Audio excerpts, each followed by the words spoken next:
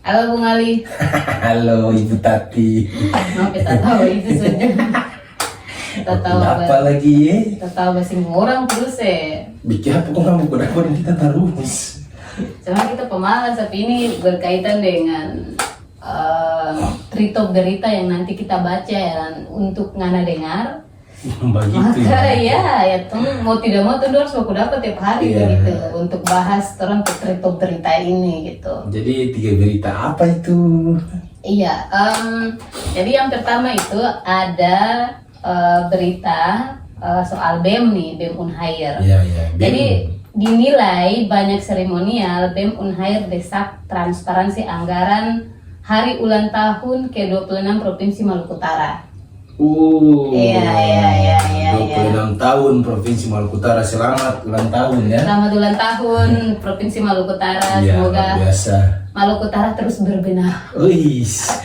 Jadi Maluku Utara itu bukan sekelompok orang gitu, tapi semua orang punya Maluku Utara dan berhak menikmati ulang tahun Maluku Utara. Siap. Dan yang kedua, ada Samurai Maluku Utara nilai kunjungan Wapres Gibran untuk melancarkan investasi nasional. Luar biasa. Hidup samurai. Orang menilai bahwa Gibran datang di Maluku Utara itu hanya sekedar memperluas investasi nasional gitu.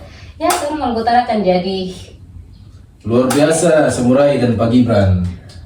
Dan yang ketiga, yang kemarin baru saja terjadi kayaknya guys. Iya, apa itu? Yaitu hakim vonis 11 warga adat Mabasangaci bersalah.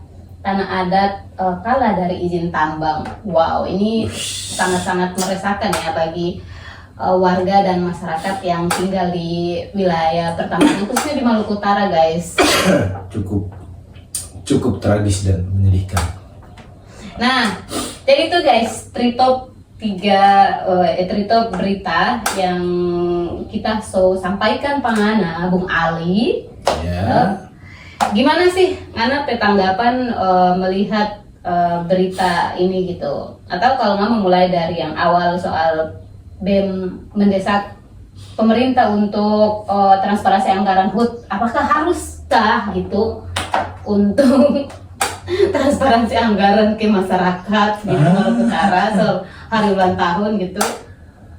Iya, jadi untuk berita yang pertama, sebelum lebih lanjut tadi ya, Maluku Utara ini kan umurnya sudah 26 tahun, artinya dia sudah sampai pada usia-usia yang usia produktif gitu.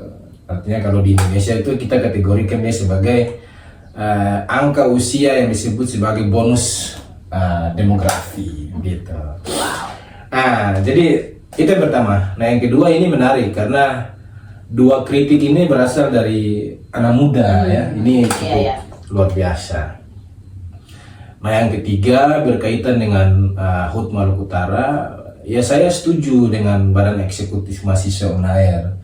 Jadi 26 tahun ini bukan lagi menjadi ajang orang untuk berfoya-foya atau sekedar apa istilahnya kalah relang ya, atau apa istilahnya bajalang sabaran-sabaran begitu. Tapi 26 tahun ini harus menjadi refleksi begitu. Refleksi menjadi perenungan bagi Provinsi Maluku Utara, khususnya di pimpinan-pimpinan daerahnya. Kenapa saya bilang begitu? Karena kita patut mengapresiasi perjuangan anak muda pada saat itu di tahun 99 atau aktivis-aktivis perjuangan pemekaran Provinsi Maluku Utara, karena mereka telah apa istilahnya menaruh fondasi bahwa pemekaran Provinsi Maluku Utara itu yang pertama kan untuk mempermudah konektivitas. Nah, kenapa mempermudah konektivitas? Karena kalau provinsinya ibu kotanya masih di Ambon dan Maluku Utara pada umumnya masih masuk di Ambon, ya kita agak sulit mengurus administrasi dan lain sebagainya. Tapi jauh daripada itu, saya pikir fondasi yang diletakkan itu adalah berkaitan dengan kesejahteraan masyarakat Maluku Utara begitu.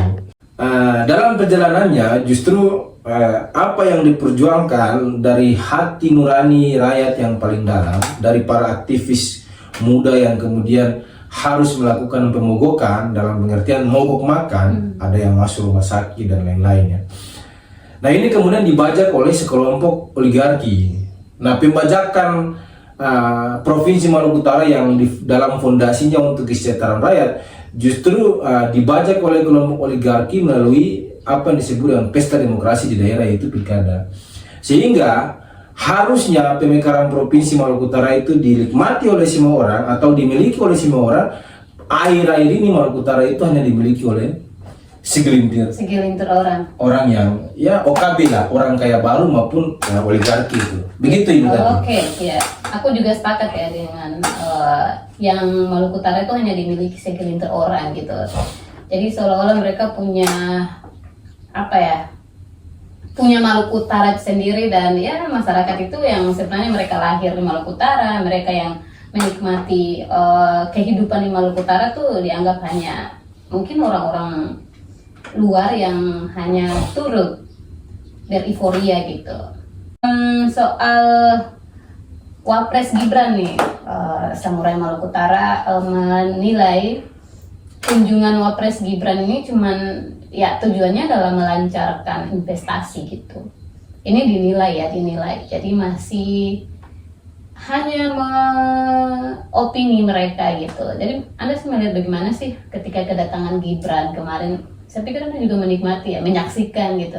Iya, jadi begini Ibu Tati. Nah, sebagai kepala negara, khususnya orang nomor 2 di Indonesia, itu juga menjadi satu kewajiban bahwa wakil presiden maupun presiden dia harus datang ke daerah-daerah untuk memastikan bagaimana daerahnya dan bagaimana rakyatnya, begitu.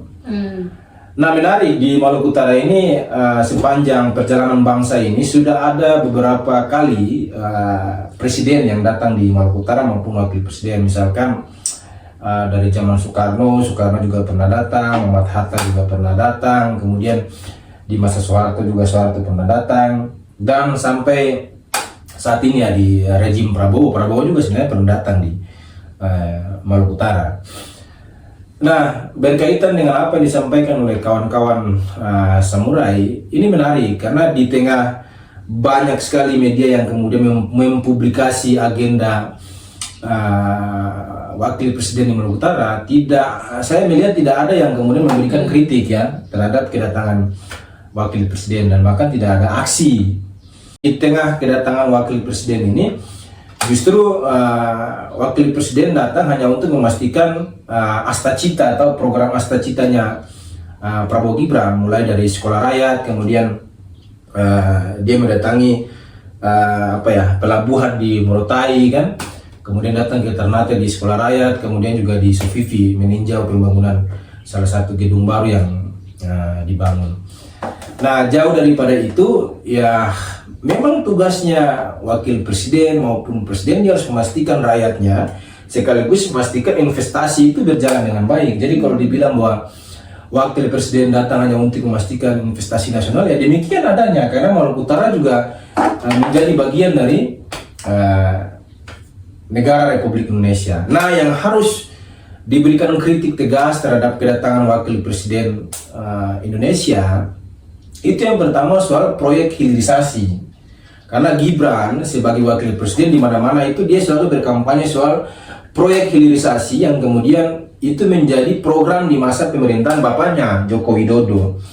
Nah, ini kan orang tahu secara bersama hilirisasi di Maluku Utara itu menimbulkan berbagai kesenjangan, berbagai konflik dan lain sebagainya.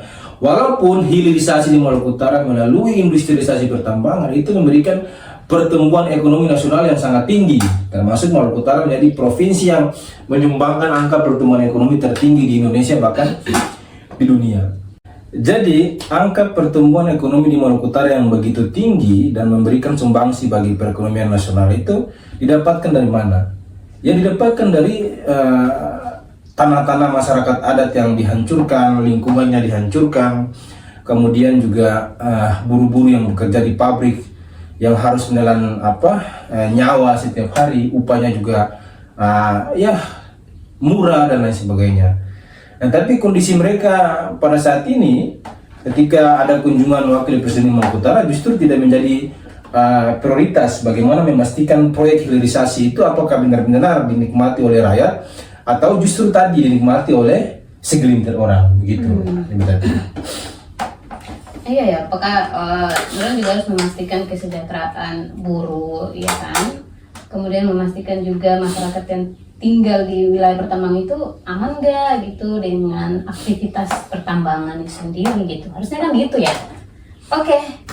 Dan yang terakhir itu terkait dengan hakim vonis 11 warga adat Mabasangaji yang bersalah gitu. Gimana sih lo melihat persoalan ini? Kan kemarin kita sudah bahas nih soal ini, tapi sekarang kan mereka dianggap bersalah gitu, jadi divonis. Iya, itu Ibu Tati. Jadi antara berita pertama dan kedua dan ketiga ini dia saling berkelindan ya.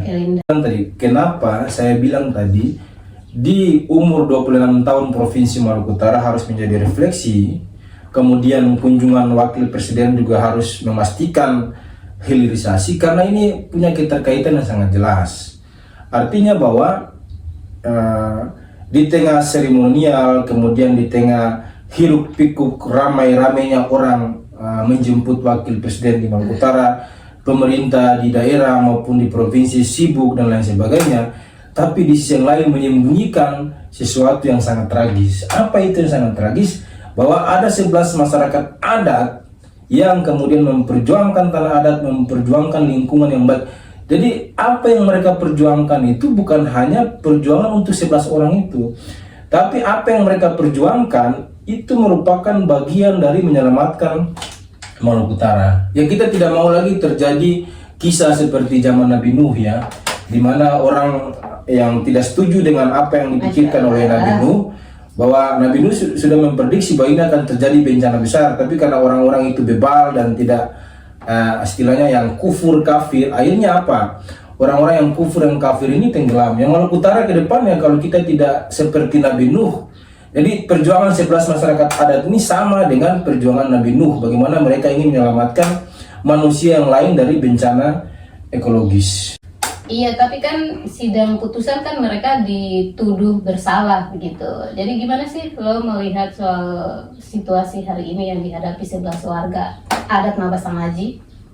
Iya, kalau kita lihat dari putusan itu kan rata-rata ada yang 5 bulan 8 hari, ada yang 2 bulan. Artinya kalau dipotong dengan masa tahanan mereka dari bulan Mei, ya mereka itu hanya ditahan sampai 7 hari. Tapi 7 hari? Iya, 7 hari, artinya 7 hari ke depan mereka sudah bebas. Nah, tapi yang penting diketahui bahwa mereka itu divonis bersalah loh, dipidana bersalah. Nah, ini yang harus dilawan. Artinya, kenapa harus dilawan putusan ini? Karena kalau dibiarkan, misalkan masyarakat yang berjuang mempertahankan tanah di Taliabu, di Mangoli, kemudian di Sula, kemudian di Halmahera Selatan, di Obi, di Halmahera Tengah, di Sagia, dan lain-lain lah. Intinya masyarakat yang berada di wilayah lingkar tambang atau berada di daerah-daerah yang punya sumber daya alam. Jadi ketika ke depan mereka tidak melawan putusan ini, maka ya mereka akan bernasib sama dengan 11 masyarakat adat ini. Artinya siapapun nanti yang melakukan perlawanan terhadap perusahaan tambang akan dituduh sebagai teroris, dituduh sebagai separatis, maupun dituduh sebagai orang yang menghalang-halangi investasi. Begitu. Nah, kemudian dari putusan itu orang melihat bahwa apa yang digunakan oleh hakim itu menggunakan undang-undang Minerba rata-rata. Dan memang orang tahu secara bersama revisi undang-undang Minerba yang baru dari tahun 2009 ke yang baru itu justru memperlihatkan bagaimana negara itu memberikan legitimasi terhadap oligarki tambang atau memberikan legitimasi terhadap pengusaha tambang maupun korporasi. Nah, ini yang menarik. Artinya secara jelas bahwa negara maupun pemerintah hari ini memperlihatkan secara terang benderang bahwa negara pemerintah hari ini dibentuk bukan untuk melindungi kepentingan rakyatnya, tapi untuk melindungi kepentingan pengusaha maupun oligarki. Demikian, Ibu Tati.